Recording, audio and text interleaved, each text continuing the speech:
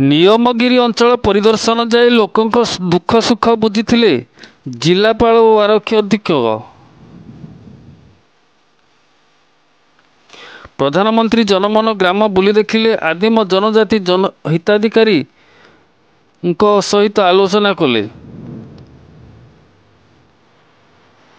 ରାୟଗଡ଼ ଜିଲ୍ଲାପାଳ ମନୋଜ ସତ୍ୟବାନ ମହାଜନ ଏବଂ ଆରକ୍ଷୀ ଅଧୀକ୍ଷକ ହରିଷା ବିଶି ଦୁହେଁ ମିଶି କଲ୍ୟାଣୀ ସିଂହପୁର ବ୍ଲକର ପାର୍ସଲି ଗ୍ରାମ ପଞ୍ଚାୟତ ଅନ୍ତର୍ଗତ ନିୟମଗିରି ଅଞ୍ଚଳର ଆଦିମ ଜନଜାତି ବହୁଳ ଲମ୍ବା ଓ ଡଙ୍ଗାମାଟି ଗ୍ରାମ ପରିଦର୍ଶନ କରିଥିଲେ।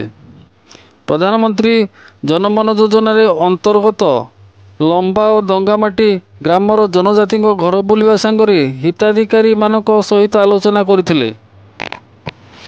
ବିଶେଷ କରି ସ୍ୱାସ୍ଥ୍ୟସେବା ପାଉଛନ୍ତି କି ନାହିଁ, ସାଧାରଣ ବଣ୍ଟନ ବ୍ୟବସ୍ଥାରେ ଖାଦ୍ୟ ଦିଆଯାଉଛି କି ନାହିଁ, ଆଶା ଅଙ୍ଗନବାଡ଼ି ନିୟମିତ ଆସୁଛନ୍ତି କି ନାହିଁ ବୋଲି ପଚାରିଥିଲେ।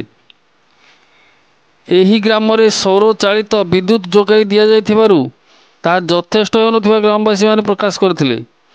ଖୁବ୍ ଶୀଘ୍ର ଏହି ଗ୍ରାମରେ ସର୍ଭେ କରାଯାଇ ବିଦ୍ୟୁତ୍ ବ୍ୟବସ୍ଥା କରାଯିବ ବୋଲି ଜିଲ୍ଲାପାଳ କହିଥିଲେ।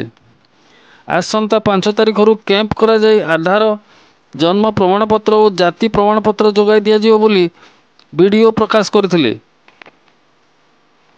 ଜିଲ୍ଲା ପୋଲିସ ବିଭାଗ ତରଫରୁ ବୟସ୍କ ବ୍ୟକ୍ତିମାନଙ୍କ ନିମନ୍ତେ ଛତା, କମ୍ବଳ ଓ ଟି ସାର୍ଟ ପ୍ରଦାନ କରାଯାଇଥିବା ବେଳେ ଶିଶୁମାନଙ୍କୁ ସ୍କୁଲ ବ୍ୟାଗ୍, ପାଣି ବୋତଲ, ପେନସିଲ, ରବର ଓ କ୍ୟାପ୍ ପ୍ରଦାନ କରିଥିଲେ। ଏହି ପରିଦର୍ଶନ ସମୟରେ ଅନ୍ୟମାନଙ୍କ ମଧ୍ୟରେ କଲ୍ୟାଣ ସିଂ ବିଡ଼ିଓ ମନୀଷା ଦାସ, କଲ୍ୟାଣ ସିଂପୁର ଥାନାର ଭାରପ୍ରାପ୍ତ ଅଧିକାରୀ ଓ ଅନ୍ୟାନ୍ୟ ବ୍ଲକ କର୍ମଚାରୀ ଉପସ୍ଥିତ ଥିଲେ। ରାୟଗଡ଼ାରୁ ମନୋଜ ମିଶ୍ରଙ୍କ ରିପୋର୍ଟ, ଜାଗ୍ରତ ଭାରତ ନ୍ୟୁଜ୍।